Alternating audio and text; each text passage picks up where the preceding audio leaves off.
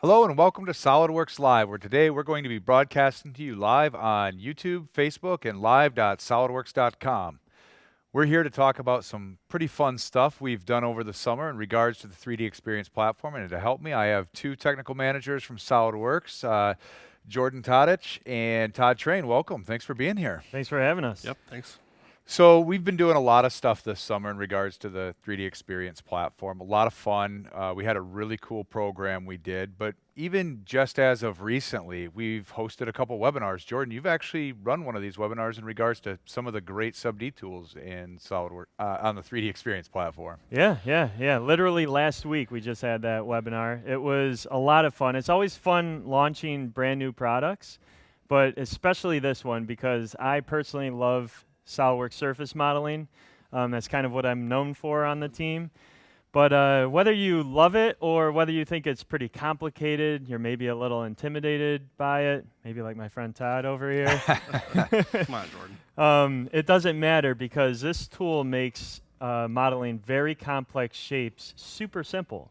And not only that, if you go and watch that webinar, which I think we're going to be posting the link to shortly down below, probably by the end of that 30-minute session, you'll be able to sit down and use the software pretty efficiently. It's that intuitive.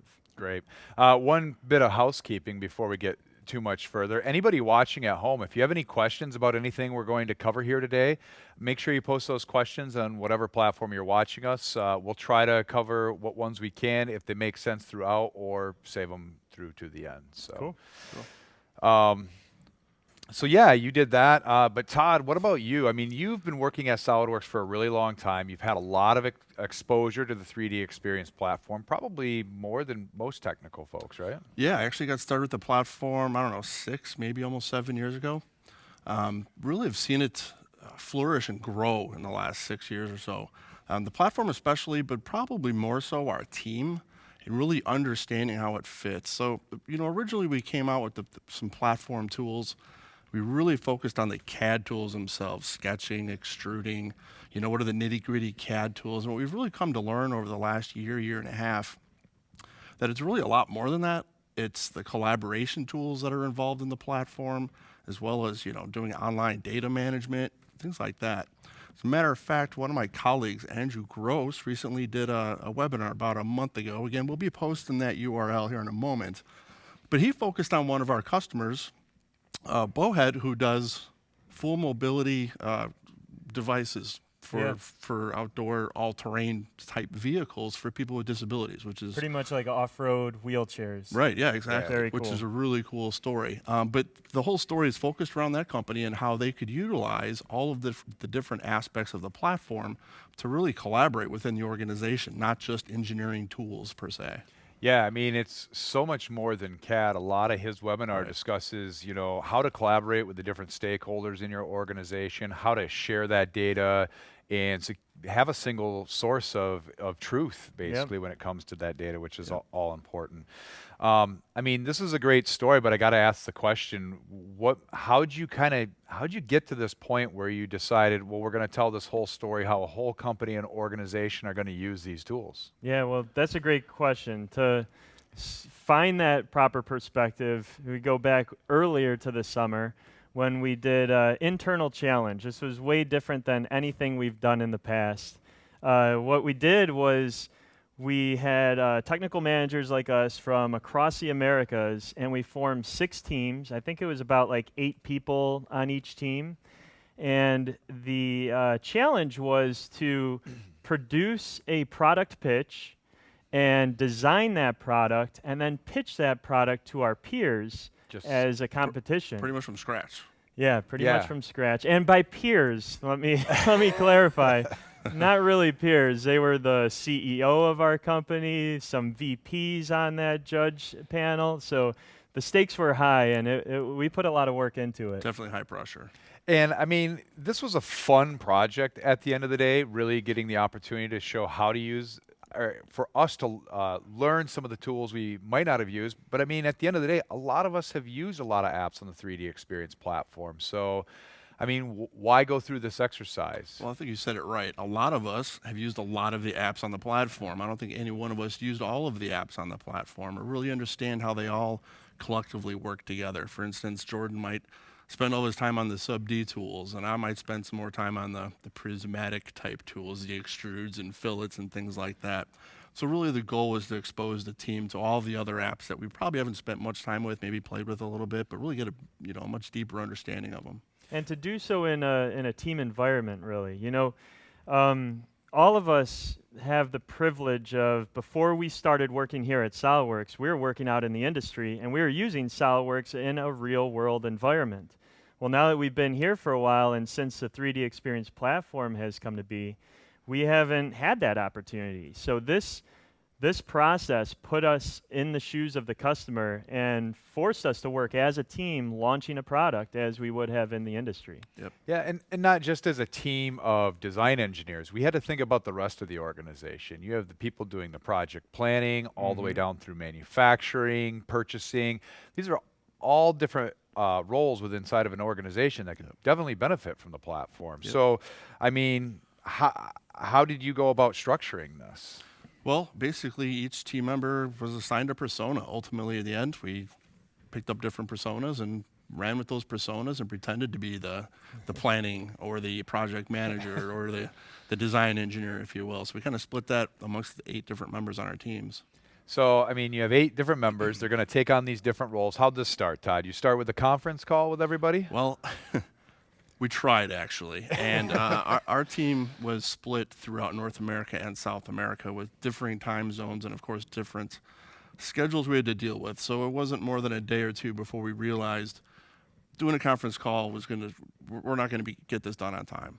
So we ended up actually creating what we call a community on the platform.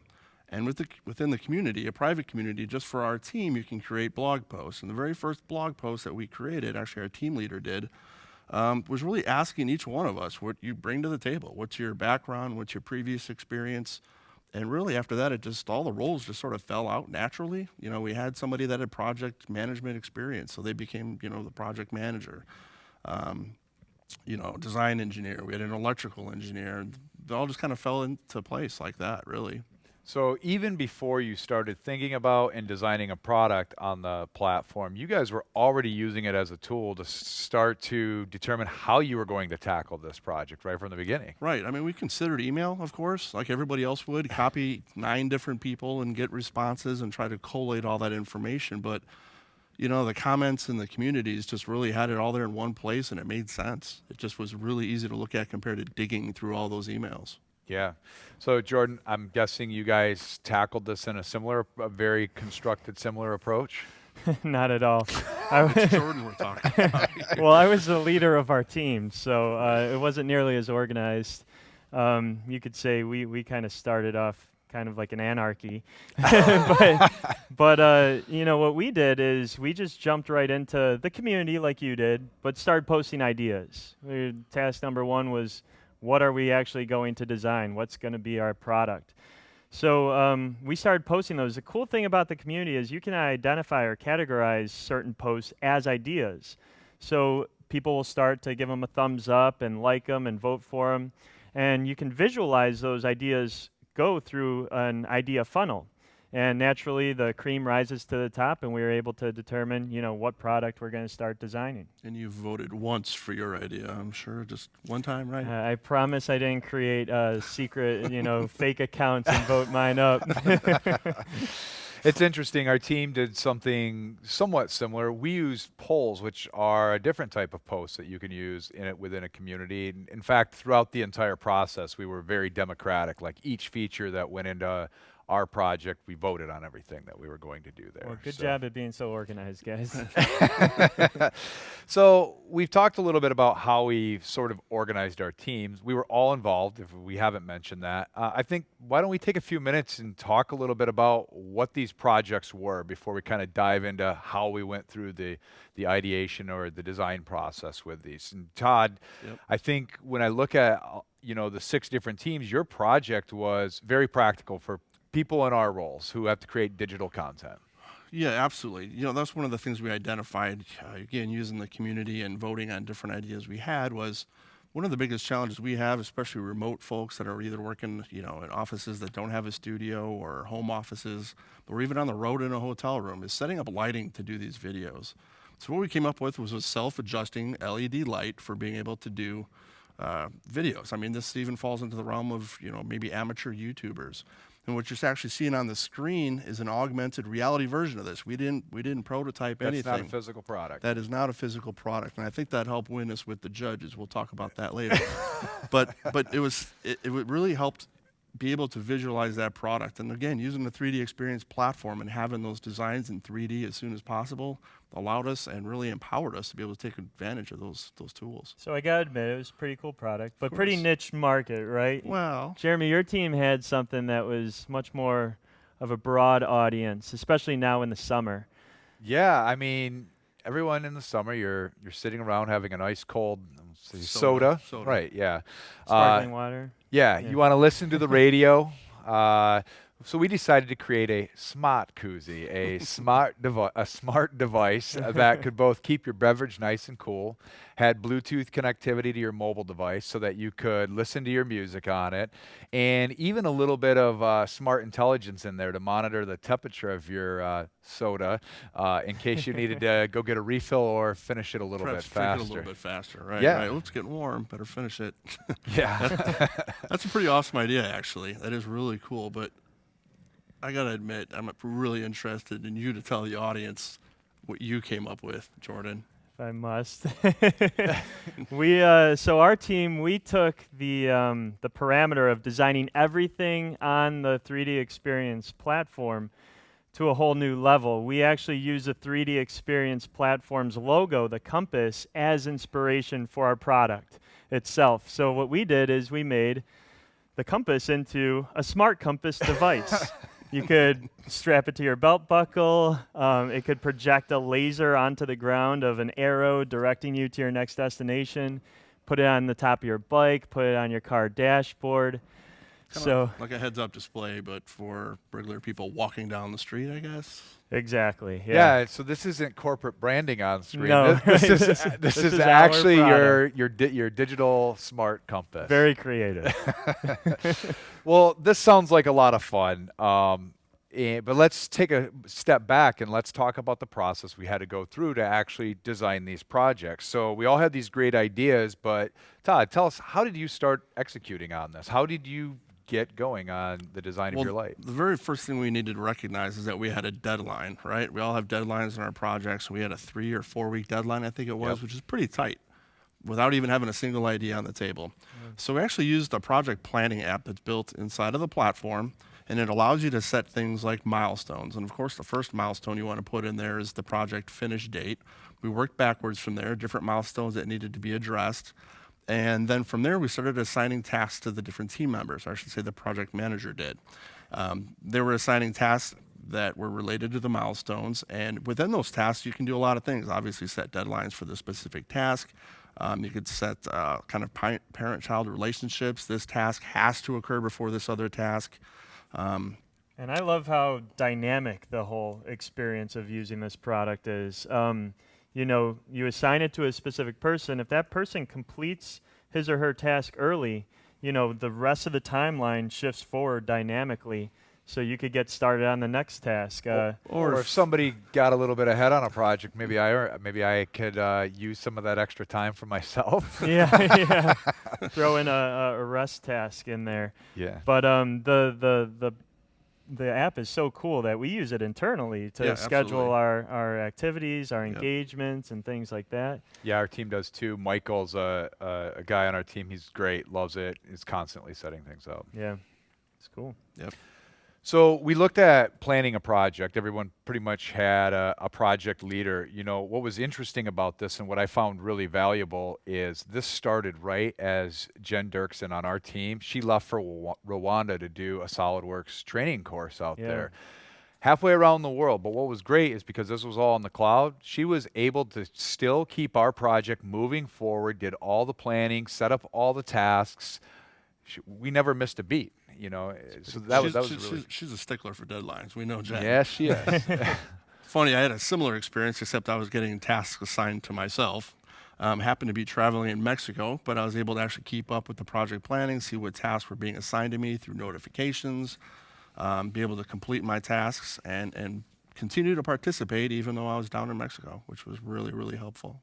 Yeah, it's a great collaboration tool. So we've talked a little bit about, planning the project, but a fundamental part of that is assigning tasks. And I'm guessing every one of us being involved on a team had some tasks assigned to us. Jordan, what was like the first task you had to do? Well, I was a leader, so I assigned myself the tasks that I wanted to do.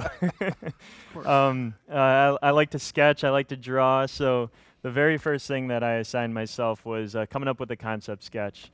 And but the cool thing about that is I just posted it in a community. The entire team was able to comment on it, give some feedback, and I love that aspect of it. You can just watch right before you the evolution of the product, and it stays there and organized and as a history of how this product came to be. So that's really convenient too. A lot better than shooting a bunch of emails back and forth. Yeah, for sure. Like you said, everything's there. So concepts are a great way to start a design. Todd, did you start the same way? Oh, our team did. I didn't. I can barely draw a stick figure, to be honest with you. So one of our other artistic team members was able to come up with a nice concept sketch. Sent the concept sketch over to myself, and then I used the same sub-D tools that Jordan was talking about. It is easy to use. I told you it was easy. And I was able to come up with a really cool shape, but more importantly, I posted it in the community. And the benefit of that is it's not just a screenshot of one angle or 15 screenshots. The members of the community can actually rotate the model, view it from all different angles, actually put 3D markups on there, provide feedback and comments. And if you actually dug into our community, you'll see that within 2 hours, we went from my very first concept to, I wouldn't say a completed design, but well on our way just by that back and forth. And being, again, that I was in Mexico completing that task, it just made it that much easier than trying to, all right, let's have a conference call and talk about it. Right. So it was really, really awesome. One of the things I find really interesting on the clip showing your feed, we saw that you had a 3D model, then you had comments, you had another 3D model, Yep. some comments. So not only is it, in a conference call, you can't just quickly model things up that easy. You were able to react almost real time to these types of even things. web meetings are challenging when you're that far apart. Right. I mean, imagine if you had to do a web meeting with Jen in Rwanda. I mean, bandwidth issues.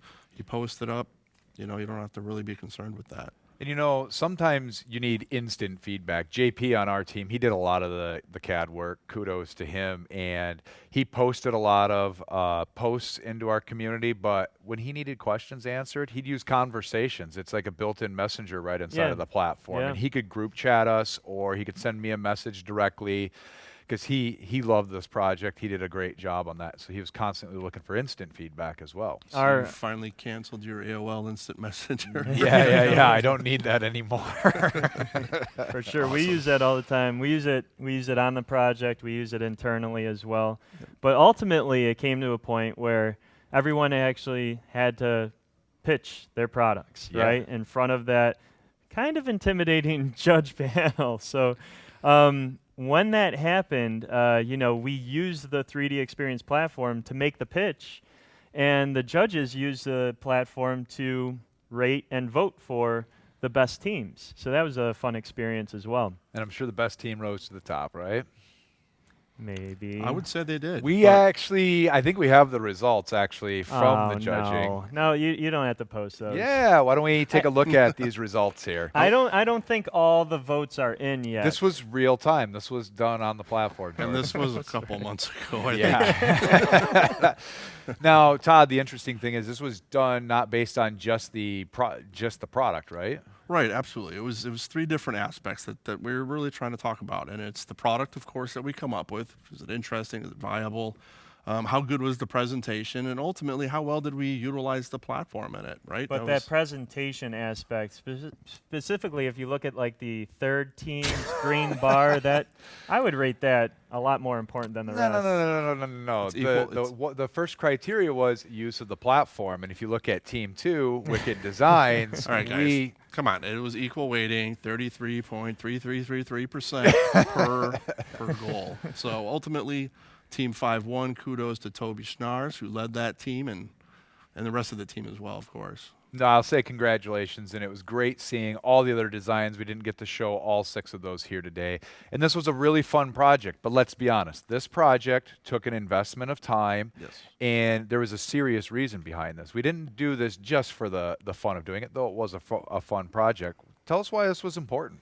It was a huge investment of time, and it was super valuable. Again, the entire intention from the beginning was putting ourselves in the shoes of a customer, right? So it's about experiencing the entire product design process from beginning to end on the 3D Experience platform as it was designed to be used. So that was awesome, and I cherished it. Yeah, and ultimately, it doesn't stop there, right? So we had some great knowledge development internally, but that's not quite good enough, right? Yeah.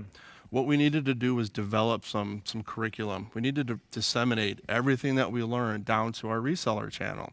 But ultimately, they're the ones that are going to support and train our future customers on the platform. So we were able to collate all this information, come up with these best practices, which we actually rolled out to them in the last month and a half, worldwide, Yep. mind you, with all of our resellers. So all of our resellers are up and running and ready to go. Yeah, our customers have an expectation for the last 25 Yep. years, top-notch technical support and support through the implementation and all that. And we're not going to drop the ball there. We're preparing our team for that moment, and they're ready to go. Yep, absolutely. Yeah, I mean, it fundamentally goes to what you said. The customer wants to know that they have a single source of that they can go to get the best support possible, and this ultimately leads into that. So, speaking of the resellers, I wanted to bring on Devin Malone to discuss a little bit about the strategy with the resellers and why 3D Experience, why now. Devin, welcome. Thanks for being here. Thanks for having me, Jeremy. Why don't you tell us a little bit about your role here at Dassault Systems and what you've been doing? Certainly. So I am part of a team whose primary purpose, or really our sole purpose, is to support our partners as they begin to transform themselves to have the skill set to extend the value of our entire DS portfolio to the traditional SOLIDWORKS customer base. So for our SOLIDWORKS customers who might not know, what are we talking about when we're talking about the entire portfolio? So Dassault Systems, as most people would know, is over 17,000 people. Most or a large portion of those are involved in product R&D. In fact, at its core, Dassault is really an R&D company. And so what we're trying to do is to help support their efforts as they acquire, develop, and integrate all different types of groundbreaking technology. And we kind of take the pieces of that technology that we feel will best serve our customer base and get our partners prepared to integrate that into their solutions to their customers. Yeah, so this isn't just everything free for all. You've been kind of going through and we've been selectively building a set of tools that are going to best serve their customers, right? Yeah, there's so much more to Dassault. There's the Simulia brand, there's the Innovia brand, and being able to take the different types of their pieces of technology to extend the value above and beyond what we have traditionally allowed our partners or supported our partners in is our undertaking, and it's a very exciting transformation that we've begun. So tell us a little bit about what are some of the tools that our customers can look forward to seeing that we're specifically working on? So as you know, the increasing rate of adoption of cloud-based technology is overtaking our entire customer base. There are hundreds of thousands of SOLIDWORKS customers, millions of users worldwide, covering all sorts of different industries and verticals and so forth. And they all have their own varied desired pace of cloud adoption. You might have a particular traditional desktop customer that has a couple dozen SOLIDWORKS licenses that are beginning to look at the cost value benefit of storing data and accessing data up into the cloud. On the other end of the spectrum, you might have a cutting edge startup kind of company that might have an edict from senior management to use nothing but cloud-based technologies, applications, and data management. So we want to be able to present our partners with a solution set that can handle all those different types of hybrid situations from one end of the spectrum to the other. So no matter where you fall, whether it was new or existing, we have a solution for you. Yeah, it's allowing our customer base to pick their pace of adoption. And at the end of the day, the promise of the 3D Experience platform is to allow a fully immersed collaborative environment where the user can interconnect all the different players in the development lifecycle, from the initial development and collection of specs, specifications, and definitions, all the way to customer product delivery and field maintenance. So allowing them to immerse themselves in an entire 3D experience so that they can bring far greater value, really, to their respective customer bases. Really, at the end of the day, I think what it comes down, what you just said, Todd has talked about it, we're so much more than just CAD, right? There's so many more tools that we have to unlock the potential for our customers. Yes, the age of the experience. Yeah, absolutely. Well, Devin, I want to thank you for coming out here, kind of letting us know where we're going. Todd and Jordan, I want to thank both of you for joining us here today. Thanks for having us. Before we wrap up, we do have a question from YouTube. It says, does SolidWorks have their own platform for project management? And one of the things, Todd, I'll let you elaborate. Both of you really like these tools, right? Sure. Well, yeah, absolutely. We do have a project planning tool built on the platform. Again, if you plug SolidWorks Desktop into the platform, it basically flows right into the project management tool, where you can basically work seamlessly between the two products. Yeah, it's a really easy to use tool to both implement and use it. It ties right in with SolidWorks Desktop or any of the platform design tools you might use. The big thing about the platform is when we use the word implement, it's turnkey. Yeah. And that's the whole benefit of this cloud 3D experience platform that we're proposing, is you don't have to get, 4 months of implementation costs, and you don't have to buy new servers. You don't have to hire additional IT personnel. You sign up on the platform, and those tools are available for you. Yeah, it's simple. Small learning curve, and you're up and running. So I'd suggest anybody at home who wants to learn more about this, I think they're going to show the URL at the bottom, but you can go to solidworks.com/3DEXperience to learn about all the great tools that we have available on the 3D Experience platform. With that, we're going to go ahead and we've talked about 3D Experience today, but coming up very shortly, leading out of summer into fall on September 18th, we have another SolidWorks Live event coming to you, What's New in SolidWorks 2020. This is where we're going to cover all the great features that are coming for the SolidWorks portfolio. These include things like SolidWorks Desktop, simulation products, data management tools, you name it. So there's going to be tons of great content that day. So if you're not, subscribe to us on YouTube and like us on Facebook, and don't forget to choose to be notified when these live events go on. And with that, again, I want to thank everybody for joining me here today, and thanks for tuning in.